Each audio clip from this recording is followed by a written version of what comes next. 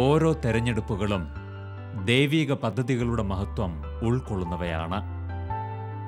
മനുഷ്യമക്കളെക്കുറിച്ചുള്ള ദൈവത്തിൻ്റെ തിരുവിഷ്ടം നിറവേറ്റപ്പെടുന്നത് ഏറെ തിരഞ്ഞെടുക്കപ്പെട്ടവരിലൂടെയാണ്. തൻ്റെ അനന്തമായ കാരുണ്യത്തിൻ്റെ തണലിലേക്ക് ഓരോരുത്തരെയും കൈപിടിച്ച് അനയിക്കുവാൻ തിരുമനസ്സാകുന്ന അവിടുന്ന് പ്രത്യേകം അഭിഷേകം ചെയ്യുന്ന ചിലരിലൂടെ അവരെ വഴി നടത്തുന്നു. ദൈവത്തിൻ്റെ സ്വരത്തിന് കാതോർത്ത് അവിടുത്തേക്ക് വേണ്ടി ജീവിതം സമർപ്പിക്കുന്ന അഭിഷിക്തർ ദൈവത്തിൻ്റെ പ്രതിപുരുഷന്മാരായി മാറി ലോകത്തിന് വെളിച്ചം പകരുന്നു.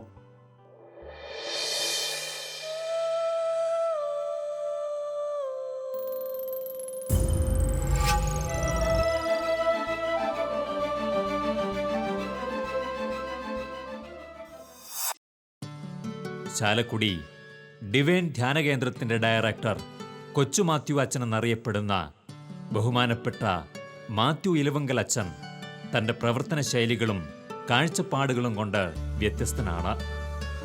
പരിശുദ്ധാത്മാവിൻ്റെ വരദാനങ്ങൾ ആവോളം ഉപയോഗിച്ച് വചനവേദിയിൽ മുന്നേറുമ്പോഴും നേതൃത്വ രംഗത്ത് തന്നെ ഭരമേൽപ്പിച്ചിരിക്കുന്ന എല്ലാ ഉത്തരവാദിത്തങ്ങളിലും മാതൃകാപരമായി അദ്ദേഹം ശോഭിക്കുന്നു.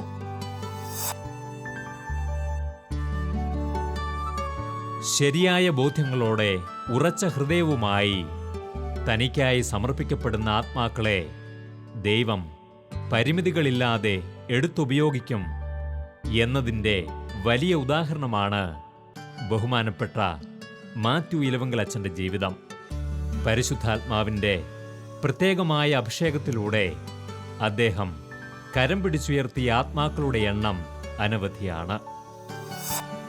യോനാ പ്രവാചകന്റെ പുസ്തകത്തിലൂടെ ദൈവം നമുക്ക് പകർന്നു നൽകുന്ന ചില ബോധ്യങ്ങളുണ്ട്.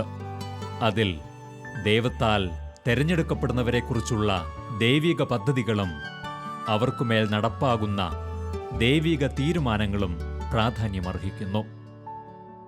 ബഹുമാനപ്പെട്ട കൊച്ചുമാത്യു അച്ഛൻ തൻ്റെ ജീവിതത്തിൽ നിന്നും തിരിച്ചറിഞ്ഞ് പ്രഘോഷിക്കുന്ന യാഥാർത്ഥ്യങ്ങളാണ് അവ.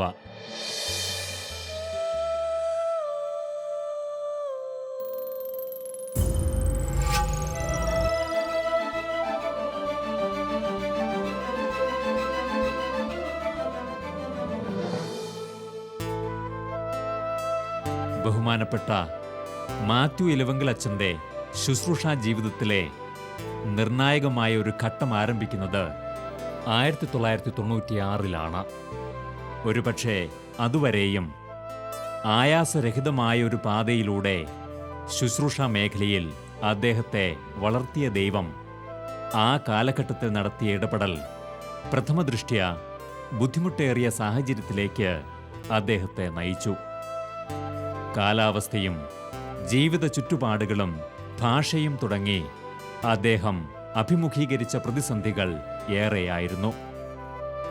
എന്നാൽ കാലം കഴിഞ്ഞപ്പോൾ അതിനു പിന്നിലെ ദൈവിക പദ്ധതിയുടെ മനോഹാരിത സുവ്യക്തമായി. നമ്മുടെ ജീവിതത്തിലും അസ്വസ്ഥതാജനകമായ മാറ്റങ്ങൾക്ക് ദൈവം ഇട നൽകുന്നെങ്കിൽ അതിനു പിന്നിൽ മഹത്തായ ദൈവിക പദ്ധതികളുടെ സാന്നിധ്യം തിരിച്ചറിയുവാൻ ഈ ജീവിതം നമുക്ക് പ്രചോദനം പകരുന്നു. ബോംബെ താബോർ ധ്യാന കേന്ദ്രത്തിൽ ഞാൻ ചാർജ് എടുത്തു. 3 ഏക്കർ ഭൂമിയുണ്ട്, ചുറ്റും മതിലില്ല. വിഷജീവികൾ, അതായത് മൂർഖം പാമ്പ് തുടങ്ങിയ പാമ്പുകൾ എപ്പോഴും അഴഞ്ഞ് കയറി വരും. കല്യാണിൽ നിന്ന് മൂർബാദിലേക്ക് പോകുന്ന റോഡ് സൈഡിലുള്ള 3 ഏക്കർ ഭൂമിയാണ്. ബാരൻ ലാൻഡ്, ഒന്നുമില്ല. 1-2 മരങ്ങൾ മാത്രം ഞങ്ങളുടെ പറമ്പിലുണ്ട്. കുടിക്കാൻ വെള്ളമില്ല.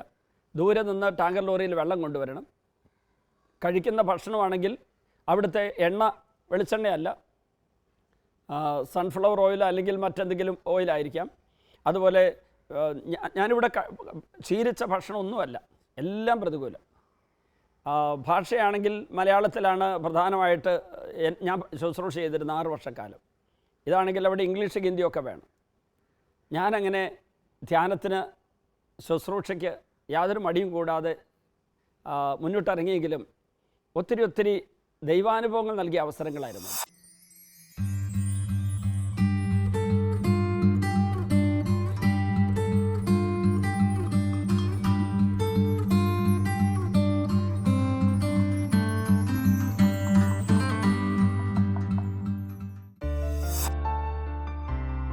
പൂർണ്ണമായും ദൈവത്തിൽ ആശ്രയിച്ച് മുന്നേറുവാൻ തീരുമാനമെടുക്കുമ്പോൾ തടസ്സങ്ങളെല്ലാം അപ്രത്യക്ഷമാകുന്ന വിസ്മയനീയമായ അനുഭവങ്ങളാണ് ബഹുമാനപ്പെട്ട കൊച്ചു മാത്യു അച്ഛൻ തൻ്റെ ജീവിതത്തിലെന്നും തിരിച്ചറിഞ്ഞിട്ടുള്ളത്.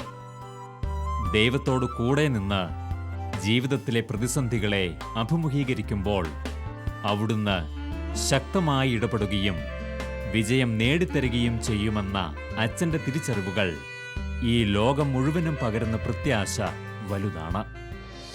ഒരിക്കൽ എൻ്റെ അസിസ്റ്റൻ്റ് ഡയറക്ടർ അച്ഛൻ മാർട്ടിൻ കാളാമ്പറമ്പിലച്ഛൻ അവിടെ പ്രസംഗിച്ചുകൊണ്ടിരിക്കുക. അപ്പോൾ അതിനുമുമ്പ് ഞാൻ പ്രസംഗിക്കുമ്പോൾ കുറച്ച് ഇംഗ്ലീഷ് സെൻറ്റൻസസ് പറയുമെങ്കിലും മലയാളത്തിലാണ് മിക്കതും പറഞ്ഞിരുന്നത്. അവർ ട്രാൻസ്ലേറ്റ് ചെയ്യും. അപ്പോൾ ഒരിക്കൽ ഞാൻ പുറത്തു പോയിട്ട് വരുമ്പോൾ മാർട്ടിൻ കാളാമ്പറമ്പിലച്ഛൻ ഇംഗ്ലീഷിൽ പ്രസംഗിക്കുന്നുണ്ട്. പക്ഷേ ബട്ട്ലർ ഇംഗ്ലീഷ് എന്നൊക്കെ പറയാവുന്ന രീതിയിൽ ഒരു ബ്രോക്കൺ ഇംഗ്ലീഷിൽ ഇങ്ങനെ പ്രസംഗിക്കുക അച്ഛൻ. പക്ഷേ അച്ഛൻ വലിയ കോൺഫിഡൻസിലും സന്തോഷത്തിലും പ്രസംഗിക്കും. ജനങ്ങളെല്ലാം സന്തോഷത്തോടെ കേൾക്കുന്നു. എല്ലാം കഴിഞ്ഞപ്പോൾ ഞാൻ അച്ഛനോട് ചോദിച്ചു, അച്ഛനെങ്ങനെ ധൈര്യം കിട്ടി ഇങ്ങനെ പൊട്ട ഇംഗ്ലീഷിൽ പ്രസംഗിക്കാൻ? അച്ഛനൊരു വാചകം പറഞ്ഞു. അത് വലിയൊരു ഒരു ഒരു പ്രവചനതുല്യമായ വാചകമായിരുന്നു. കർത്താവിനെ പ്രതി വിഡ്ഢിയാകാൻ ഞാൻ തീരുമാനിച്ചെന്ന് പറഞ്ഞു. കർത്താവിനെ പ്രതി വിഡ്ഢിയാകാൻ തീരുമാനിച്ചു, അതുകൊണ്ടാണ് ഞാൻ അങ്ങനെ പ്രസംഗിച്ചത്. പ്രിയപ്പെട്ടവരെ, ഞാൻ നിങ്ങളോട് പറയട്ടെ, അന്ന് മാർട്ടിൻ പറഞ്ഞപ്പോൾ എനിക്ക് മനസ്സിലായി, ഞാൻ കർത്താവിനെ പ്രതി വിഡ്ഢിയാകാനായിട്ട് മടിയുള്ളത് കൊണ്ട്, എനിക്ക് നഷ്ടമുള്ള ഒരു കാര്യം ചെയ്യാൻ ഞാൻ തയ്യാറല്ലാത്തതുകൊണ്ട്, എനിക്ക് അല്പം മോശമാകുന്ന ഒരവസ്ഥയുണ്ടെങ്കിൽ ദൈവമഹത്വത്തിന് ചെയ്യാൻ മടിയുള്ളത് കൊണ്ടാണ് ഞാൻ മടിച്ചു നിൽക്കുന്നത്. അന്ന് ഞാൻ പ്രതിജ്ഞ എടുത്തു, ഞാനും ഇംഗ്ലീഷിൽ പ്രസംഗിക്കും. അപ്പോൾ ഞാൻ ഇംഗ്ലീഷിൽ പ്രസംഗിക്കാനായിട്ട് മനസ്സുകൊണ്ടങ്ങ് ഒരുങ്ങി സ്റ്റേജിലേക്ക് കയറുമ്പോൾ ഒരു പ്രിപ്പറേഷനും ഇല്ല. സ്റ്റേജിൽ കയറുന്ന അന്നത്തെ 1.5 മണിക്കൂർ മുഴുവൻ ഇംഗ്ലീഷിലാണ് പ്രസംഗിച്ചത്. ഇംഗ്ലീഷ് പ്രസംഗം എല്ലാം കഴിഞ്ഞ് ഇറങ്ങി വന്നപ്പോൾ ഇംഗ്ലീഷ് ക്രൗഡ് അവർ വന്നിട്ട് എന്നെ കൺഗ്രാജുലേറ്റ് ചെയ്തിട്ട് പറഞ്ഞു, അച്ഛാ, ഒരിടത്ത് പോലും ഒരു തെറ്റ് പോലും ഇല്ല. സ്ട്രക്ചറിൽ തെറ്റില്ല, ഗ്രാമറിൽ തെറ്റില്ല, വലിയ സൊഫിസ്റ്റിക്കേറ്റഡ് ലാംഗ്വേജ് എന്ന് പറയാൻ പറ്റില്ലെങ്കിൽ ഞങ്ങൾക്കൊക്കെ മനസ്സിലാകുന്ന വളരെ നല്ലൊരു പ്രസംഗം.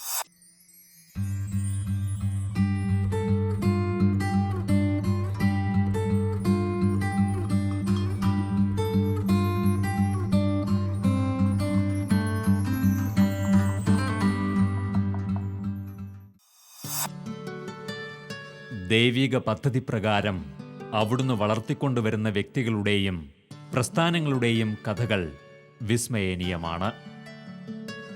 ദൈവഹിതമെന്ന് തിരിച്ചറിയുന്നെങ്കിൽ, അവിടുത്തോട് ചേർന്നു നിൽക്കുവാൻ മനസ്സാകുന്നുവെങ്കിൽ, തീർച്ചയായും ദൈവം കൈപിടിച്ച് നടത്തുമെന്നത് ബഹുമാനപ്പെട്ട ഇലവുങ്കലച്ഛൻ്റെയും ബോംബെയിലെ താബോർ ധ്യാനകേന്ദ്രത്തിൻ്റെയും വളർച്ചയിൽ നിന്ന് വ്യക്തമാകുന്നു. മാനുഷികമായി ചിന്തിച്ചാൽ ഏറ്റവും വലിയ തടസ്സമായി മാറിയേക്കാവുന്ന സാമ്പത്തികവും ഭൗതികവുമായ ആവശ്യങ്ങൾ പോലും ദൈവീക ഇടപെടലുകളോടെ വഴിമാറുന്നത് ഇവിടെ പതിവ് കാഴ്ചയായിരുന്നു. ദൈവഹിതമെന്ന് ബോധ്യമുണ്ടെങ്കിൽ ദൈവാശ്രയ ബോധത്തോടെ നിലനിൽക്കുക മാത്രമാണ് ആവശ്യമെന്ന് അദ്ദേഹം നമ്മെ ഓർമ്മിപ്പിക്കുന്നു. എൻ്റെ കൂടെയുള്ള മാർട്ടിൻ കാളാമ്പറമ്പിലച്ഛനും ഞാനും പിന്നെ ഒരു ജോസ് തെക്കുമറ്റച്ഛൻ എന്ന് പറഞ്ഞപ്പോൾ ഇറ്റലിയിലെ ശുശ്രൂഷ എന്നൊരു അച്ഛൻ, അവിടെ തൊട്ടടുത്ത് അഹമ്മദ് ഹർമിഷ ജോലി എന്ന അച്ഛൻ ഞങ്ങളുടെ അടുത്ത് വന്നു. ഞങ്ങൾ 3 പേരും തീരുമാനമെടുത്തു, മലയാളികൾക്ക് വേണ്ടി ഒരു ഷെഡ് പണിയാം.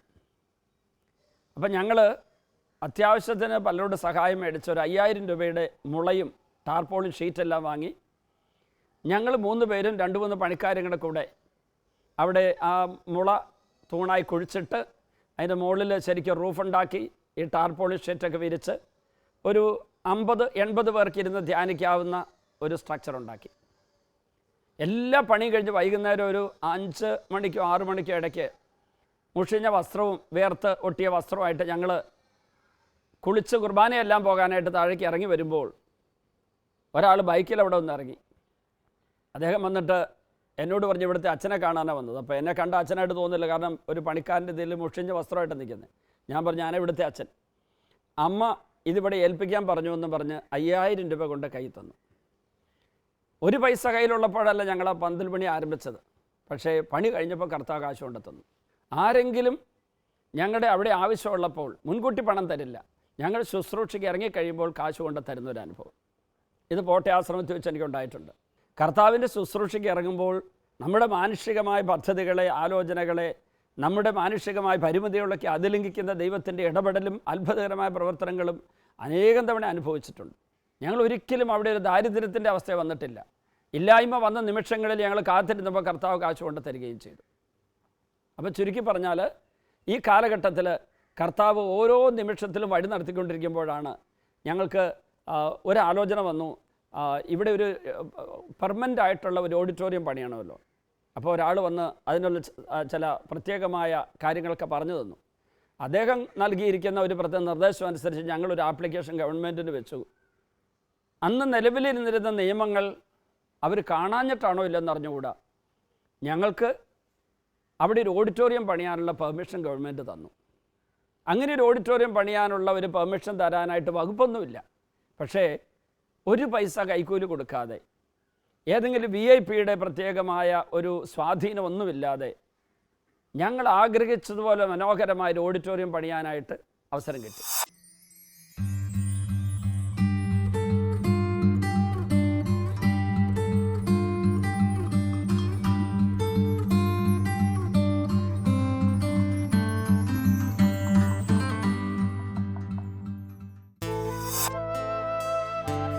ബഹുമാനപ്പെട്ട കൊച്ചുമാത്യു അച്ഛനെ പരിചയമുള്ളവരെല്ലാം മനസ്സിലാക്കുന്ന ഒന്നാണ് ഭൗതിക വികസന രംഗത്തെ അദ്ദേഹത്തിൻ്റെ ക്രിയാത്മകമായ ഇടപെടലുകൾ.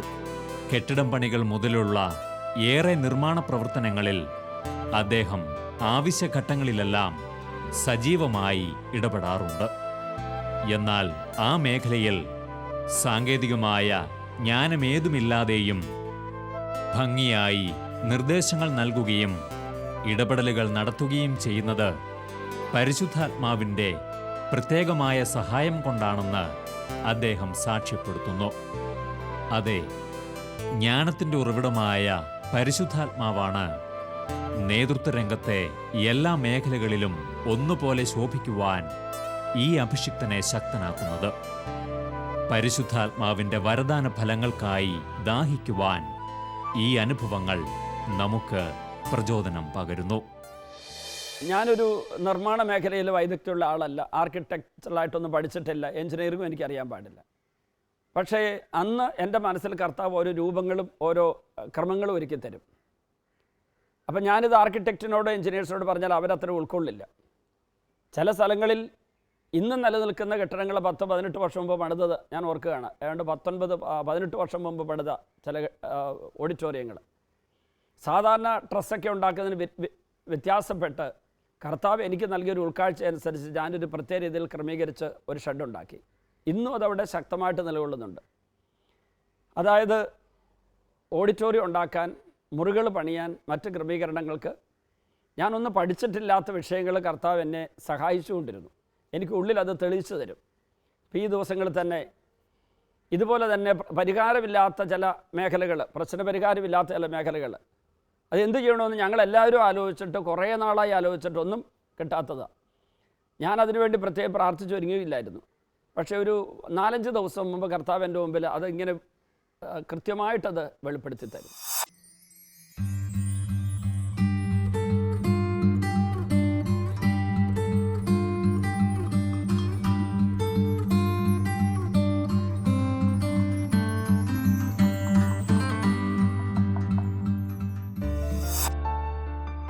ബോംബെ താബോർ ആശ്രമത്തിലെ ഒരു പതിറ്റാണ്ടിലേറെ നീണ്ട ശുശ്രൂഷാ ജീവിതകാലത്തുടനീളം ദൈവം വഴി നടത്തിയ അനുഭവങ്ങൾ ബഹുമാനപ്പെട്ട കൊച്ചുമാത്യു അച്ഛന് പറഞ്ഞവസാനിപ്പിക്കാനാവുന്നതല്ല.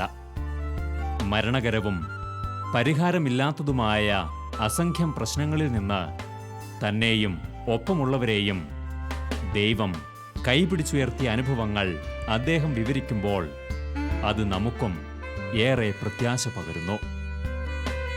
ഉറച്ച ബോധ്യത്തിൻ്റെ പിൻബലത്തോടെ ഒരു തികഞ്ഞ വിശ്വാസ ജീവിതം നയിക്കുവാൻ നമുക്ക് സാധിച്ചാൽ ഒരു ദുഷ്ടശക്തിക്കും നമ്മെ ഉപദ്രവിക്കുവാനാവില്ല എന്ന ഉറപ്പാണ് ഈ അനുഭവങ്ങൾ നമുക്ക് നൽകുന്നത്. 2005 ജൂലൈ 25 ഒരു പക്ഷേ എൻ്റെ ജീവിതത്തിലെ ഏറ്റവും വലിയ ദൈവ സ്നേഹത്തിൻ്റെ സംരക്ഷണത്തിൻ്റെ അനുഭവം അവിടെ ഉണ്ടായി. 48 മണിക്കൂർ നീണ്ടു നിന്ന ടൊറൻഷ്യൽ റെയിൻ, ഒരു ക്ലൗഡ് ബേസ്റ്റ് എന്ന് പറയും, മേഘവിസ്ഫോടനത്തിലൂടെയുള്ള മഴ. 48 മണിക്കൂറും നിർത്താതെ കോരിച്ചൊരിയുന്ന മഴ. അവിടെ നിന്ന് ഒരു 10-20 കിലോമീറ്റർ മുകളിലായി മലമുകളിലുള്ള ബാർബി ഡാം എന്ന് പറഞ്ഞ ഡാം നിറഞ്ഞു. അതിന് ഷട്ടർ തുറന്നു വെച്ചു. തുറന്നു വെക്കുന്ന ഷട്ടർ പിന്നെ അടയ്ക്കാൻ പറ്റാത്ത വിധത്തിൽ വെള്ളം ഈ വൃഷ്ടിപ്രദേശത്ത് പെയ്യുന്ന ഡാമിൽ വന്നറിയാൻ തുടങ്ങി. വെള്ളം താഴുന്നില്ല. അതുകൊണ്ട് ഇവർക്ക് ഷട്ടർ താഴ്ത്താൻ പറ്റുന്നില്ല. ഈ വെള്ളം ഒഴുകി വരുന്നത് ഉല്ലാസ് റിവർ എന്ന് പറയുന്ന നദിയിലൂടെ ഒഴുകി ഞങ്ങളുടെ പറമ്പിലേക്ക് കയറി. ഈ പറമ്പിലേക്ക് കയറുന്നതോടൊപ്പം തന്നെ ഈ കാട്ടിലൂടെ ഒഴുകി വരുന്ന വെള്ളം 100 കണക്കിന് വിഷപ്പാമ്പുകളെ കൊണ്ടുവരുന്നത്. ഒരെണ്ണത്തിനെ കൊന്നപ്പോൾ ഒരു 2 മിനിറ്റ് കഴിഞ്ഞപ്പോൾ അപ്പുറത്തൊരെണ്ണം, അങ്ങനെ 2-3 എണ്ണത്തിനെ കൊന്നു കഴിഞ്ഞപ്പോഴേക്ക് പിന്നെ ഞാൻ നോക്കുമ്പോൾ എല്ലാ വഴി കൂടെയും പാമ്പ് കയറി വരികയാണ്. അപ്പോഴേക്ക് എല്ലാവരും എന്നെ അകത്തേക്ക് വിളിച്ച്, അച്ഛാ കയറി വാ, ഇനിയിപ്പം വെള്ളം കയറി വരുന്നുണ്ട്. പറഞ്ഞ നിമിഷം കൊണ്ട് ഞങ്ങളുടെ ബേസ്മെൻറ്റ് മൂടി. അവിടെ നിന്ന് ഗ്രൗണ്ട് ഫ്ലോർ മുഴുവനും വെള്ളം അങ്ങ് നിറഞ്ഞു. വൈകുന്നേരം ആയപ്പോഴേക്ക് ഈ ഫസ്റ്റ് ഫ്ലോറിൽ വെള്ളം കയറി. അത് ഓഡിറ്റോറിയത്തിനകത്ത് അപ്പോൾ ധ്യാനിക്കാൻ വന്നിരിക്കുന്ന 200 പേരുണ്ട്. അതിൽ 2 തളർവാദ രോഗികളുണ്ട്, 4-5 കുഞ്ഞുങ്ങളുണ്ട്, അതുപോലെ ഹാർട്ട് പേഷ്യൻസ് ഉണ്ട് 4-5 പേര്, എഴുന്നേറ്റ് നടക്കാനാവാതെ ഡിസ്ക് പ്രലാപ്സ് മൂലം തളർന്നു കിടക്കുന്ന ഒരു സിസ്റ്ററുണ്ട്. ഇത്ര രോഗികളുണ്ട്. ഈ പെരുമഴയിൽ വെള്ളം ഓഡിറ്റോറിയത്തിൽ നെഞ്ചോളം ഉയർന്ന് നിൽക്കുകയാണ്. അപ്പോൾ ഈ പാമ്പ് വരുന്നുണ്ട്. പക്ഷേ ഞങ്ങൾ ദിവ്യകാരുണ്യം എഴുന്നള്ളിച്ച് പിടിച്ച് ഈ ഓഡിറ്റോറിയത്തിനകത്തൂടെ 3000 പേർക്ക് ഇരിക്കാവുന്ന ഓഡിറ്റോറിയമാണ്. ഈ ഓഡിറ്റോറിയത്തിനകത്തൂടെ ജെറിക്കോ പ്രെയർ നടക്കുകയാണ്. 100 കണക്കിന് പാമ്പുകൾ വരുന്ന ഞാൻ നിങ്ങളോട് പറഞ്ഞല്ലോ. ഈ വരുന്ന ഒറ്റ പാമ്പ് കെട്ടിടത്തിനകത്ത് കയറില്ല. 5 വാതിലുകളുണ്ട്. അതിലൂടെ ഒന്നും പാമ്പ് ഉള്ളിൽ കയറുന്നില്ല. വാതിൽക്കലെത്തുമ്പോൾ ഈ പാമ്പെല്ലാം അകന്നു പോകുന്നുണ്ട്. വലിയ മൂർഖം പാമ്പ് പോലും വെള്ളത്തിക്കിടെ പോകുന്നത് ഞങ്ങൾ കണ്ടു. അവ ഈ സൈഡിലുള്ള ഈ സൺഷെയ്ഡിലൊക്കെ വന്ന് കയറി കിടക്കുന്ന പോലെ ഞങ്ങൾ കണ്ടു. പക്ഷെ ഒന്നും അകത്ത് കയറുന്നില്ല. 48 മണിക്കൂർ വെള്ളം കുടിക്കുന്നില്ല, ഭക്ഷണം കഴിക്കുന്നില്ല, വേറെ യാതൊന്നും ചെയ്യാൻ ഞങ്ങൾക്ക് നിർവാഹമില്ല. ഈ വെള്ളം നെഞ്ചോട് ചേർന്ന് കഴിഞ്ഞപ്പോൾ 200 പേര് 180 പേരെയും ഞങ്ങൾ ഈ ഗോവണിയിലൂടെ വാട്ടർ ടാങ്കിൻ്റെ മുകളിൽ കയറ്റി. അവിടെ ഒരു കസേര ഇട്ടിട്ട് അതിൻ്റെ മുകളിൽ സൺഷെയ്ഡിൻ്റെ മുകളിൽ കയറ്റും. അവിടെ നിന്ന് ഞാൻ 2 കാലിൽ ഇങ്ങനെ പിടിക്കും. 2 ചെറുപ്പക്കാരോട് തോളി പിടിച്ച് പൊക്കി ഈ റൂഫിൻ്റെ മുകളിലേക്ക് വലിച്ചു കയറ്റും. 180 പേരെയും. എനിക്ക് നടുവിന് വേദനയുണ്ട്. സാധാരണ വെയിറ്റ് ഒന്നും എടുക്കാൻ പറ്റുന്ന ആളല്ല ഞാൻ. പക്ഷേ അന്ന് 180 പേരും പെരുമഴയത്ത് നിന്ന് ഒരു ഭക്ഷണവും കഴിച്ചിട്ടില്ല. അപ്പോഴേക്കും ഏതാണ്ട് 10-30 മണിക്കൂർ കഴിഞ്ഞു. ഭക്ഷണമൊന്നും കഴിച്ചിട്ടില്ല. ഒരു ക്ഷീണമോ തളർച്ചയില്ലാതെ ഞാനും ആ ചെറുപ്പക്കാരും കൂടി ഇവരെല്ലാം 150 മുകളിൽ കയറ്റി. പിന്നെ ഞാനും കയറി. 48 മണിക്കൂർ ഞങ്ങൾ ആ വെള്ളത്തിലായിരുന്നു. വെള്ളം കുടിച്ചിട്ടില്ല, ഭക്ഷണം കഴിച്ചിട്ടില്ല. ദിവ്യകാരുണ്യം എഴുന്നള്ളിച്ച് വെച്ച ആൾത്താരയുടെ തൊട്ടടുത്ത് വരെ, എൻ്റെ മുകളിൽ വരെ വെള്ളമുണ്ട്. കുർബാന അവിടെ ഇരിപ്പുണ്ട്. ഏതാണ്ട് 150ഓളം മരണം ബോംബെ മുഴുവനുണ്ടായി ആ വെള്ളപ്പൊക്കത്തിൽ. 2005 ജൂലൈ മാസത്തിൽ. ഇന്ന് അതിൻ്റെ വാർഷികമാണ്. അതായത് 10 വർഷം പൂർത്തിയാകുന്ന വർഷമാണ്.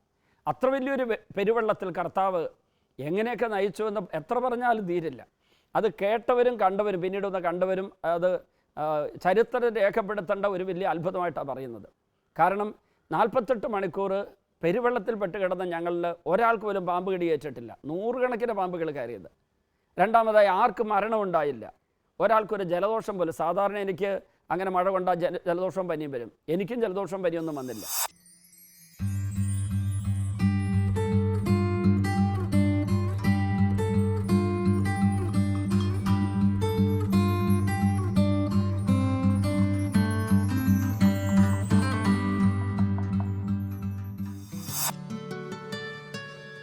ഇന്ന് വിൻസെൻഷൻ സഭയുടെ ഇന്ത്യയിലെ 2ാമത്തെ വലിയ ധ്യാനകേന്ദ്രമാണ് ബോംബെയിലെ താബോർ ധ്യാനകേന്ദ്രം. ഏതാനും വർഷങ്ങൾക്ക് മുൻപ് ബഹുമാനപ്പെട്ട കൊച്ചു മാത്യു അച്ഛൻ ഡയറക്ടറായി അവിടെ എത്തുമ്പോൾ പരിമിതികളുടെ കൂടാരമായിരുന്ന ആ ആശ്രമത്തെ വലിയ ഉയർച്ചയിലേക്ക് നയിക്കുവാൻ ദൈവം തെരഞ്ഞെടുത്തത് അദ്ദേഹത്തെയാണ്. ഓരോ നിമിഷവും സാന്നിധ്യാവബോധം പകർന്നുകൊണ്ട് ദൈവം അദ്ദേഹത്തോടൊപ്പമുണ്ടായിരുന്നു. ആ കാലഘട്ടം അദ്ദേഹത്തിന് പകർന്നു നൽകിയ തിരിച്ചറിവുകൾ അമൂല്യമാണ്. തുടർന്ന് എക്കാലവും തികഞ്ഞ ദൈവാശ്രയ ബോധത്തോടെ വിശ്വാസത്തിൻ്റെ ഉറപ്പേറിയ നിലത്ത് കാലുറപ്പിച്ച് നിൽക്കുവാനുള്ള ബോധ്യം ആ ഹൃദയത്തിൽ ദൈവം നിറച്ചു. എല്ലാ ആദ്യ വെള്ളിയാഴ്ചകൾ അന്ന് തുടങ്ങി കുറച്ചു കാലം കഴിഞ്ഞപ്പോഴേക്കും ആദ്യ വെള്ളിയാഴ്ചകളിൽ 10,000-ഓളം പേര് ഇംഗ്ലീഷിലും മറാഠിയിലും ഹിന്ദിയിലും മലയാളത്തിലുമായിട്ട് എല്ലാത്തിനും ഓഡിറ്റോറിയം ഉണ്ട്. അവിടെ ഏകദിന ശുശ്രൂഷ 10,000-ഓളം പേര് വരും. അത് പിന്നീടത് വളർന്ന് ഒരു 15,000-ഓളം പേര് പോലുമായി. അതുപോലെ എല്ലാ ആഴ്ചയിലും 2-3 ഭാഷകൾ ധ്യാനം, എല്ലാ ശനിയാഴ്ചകളും 1-2 ഭാഷകളിൽ ഏകദിന ശുശ്രൂഷ. അങ്ങനെ അത്രമാത്രം വലിയൊരു ശുശ്രൂഷയായിട്ട് ഈ താബോർ ഭവൻ താബോർ ആശ്രമം വളരുന്നതിന് മുൻപ് ശൂന്യതയിൽ നിന്ന് കർത്താവെല്ലാം ഉയർത്തിയെടുത്തത്. നമ്മളെ കർത്താവ് അയക്കുന്നിടത്തേക്ക് നമ്മൾ പോകുമ്പോൾ മോശയെ കർത്താവ് ദൗത്യം ഏൽപ്പിച്ച് ഇസ്രായേൽ ജനത്തെ നയിച്ചുകൊണ്ട് പോകുമ്പോൾ കർത്താവ് കൂടെ ഉണ്ടായിരുന്നത് പോലെ രാത്രിയിൽ ദീപസ്തംഭം, പകൽ മേഘസ്തംഭം, മരുഭൂമിയിലെ കാടപ്പക്ഷി ഇറച്ചി, മന്ന പെയ്ച്ചു കൊടുക്കുന്നു, കരിമ്പാറുന്ന വെള്ളം കൊടുക്കുന്നു. ഈ കർത്താവ് ഇന്നും പ്രവർത്തിച്ചുകൊണ്ടിരിക്കുക. അബ്രാഹത്തെ ഖാരാനിൽ നിന്ന് കാനാനിലേക്ക് കൊണ്ടുവന്ന വഴിക്ക് അബ്രാഹത്തിന് അത്ഭുതകരമായ ദൈവിക ഇടപെടലിൻ്റെ എത്രയോ അനുഭവങ്ങളാണ് ദൈവം കൊടുത്തത്. ചുരുക്കി പറഞ്ഞാൽ ദൈവം തിരഞ്ഞെടുക്കുന്ന, ദൈവം വഴി നടത്തുന്ന എത്രയോ വ്യക്തികളാണ് ഇതുപോലെ ദൈവാനുഭവത്തിൽ വളരുന്നത്. ആ ബോംബെയിലുള്ള എൻ്റെ 11 വർഷക്കാലത്തെ ശുശ്രൂഷ അത് എത്ര പറഞ്ഞാലും തീരാത്രത്തോളം ഉണ്ട്.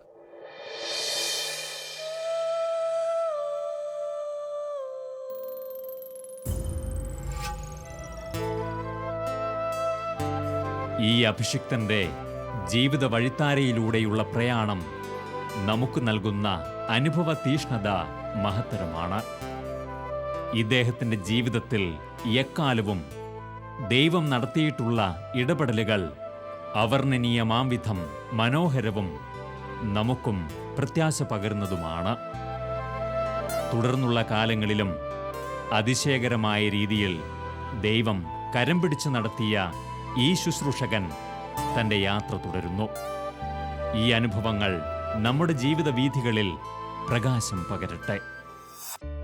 ഗുരുഗുരു ഡിവൈൻ ധ്യാന കേന്ദ്രത്തിൽ ചാർജ് എടുത്തതിന് ശേഷം അനേകം തവണ ഞാനിങ്ങനെ ആലോചിച്ചിട്ടുണ്ട്, കർത്താവ് എന്തുകൊണ്ട് എന്നെ ഇവിടെ കൊണ്ടുവന്നു.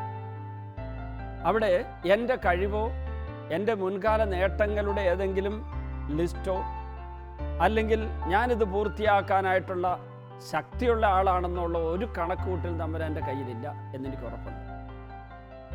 അതിനുള്ള പ്രത്യേകിച്ച് ഒരു റെക്കോർഡൊന്നും എൻ്റെ കയ്യിലില്ല. എന്നെക്കാളും പ്രഗത്ഭരായിട്ടുള്ള അനേകം പേര് ശുശ്രൂഷ ചെയ്ത സ്ഥലം.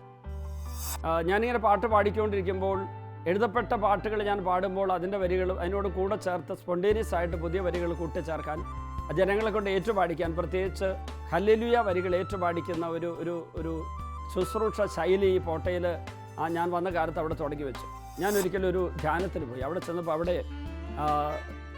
ദൈവവചനം ഒന്നും പ്രസംഗിക്കുന്നില്ല, സൈക്കോളജിയാണ് പറയുന്നതല്ല. അപ്പോൾ എനിക്ക് വല്ലാതൊരു ഡ്രൈ ആയിട്ട് ഫീൽ ചെയ്തു. എനിക്ക് ഉൾക്കൊള്ളാൻ പറ്റുന്നില്ല. കാരണം വചനപ്രഘോഷണത്തിൻ്റെ ഇടയ്ക്ക് ചില പോയിൻറ്റ്സൊക്കെ പറയാം സൈക്കോളജിയിലെ, ഫിലോസഫിയിലെങ്കിലും ഇത് പറയുന്ന മുഴുവനും സൈക്കോളജി ആയപ്പോൾ എനിക്കൊരു അസ്വസ്ഥത. അപ്പം ഞാൻ കണ്ണടച്ചിരുന്ന് കുറച്ച് നേരം ഈശോയെ സ്തുതിച്ചുകൊണ്ടിരിക്കുമ്പോഴാണ് മലകൾ മാറി അകന്നു പോയാലും എന്നുള്ള ആ പാട്ട്, ദൈവസ്നേഹത്തെക്കുറിച്ചുള്ള വളരെ മനോഹരമെന്ന് എല്ലാവരും പറഞ്ഞ ഒരു പാട്ട്, അത് സമയ സമാഗതമായിലാണ് ഞാനത് റിലീസ് ചെയ്തത്. ആ പാട്ട് എഴുതിയത് അവിടെ വെച്ചാണ്.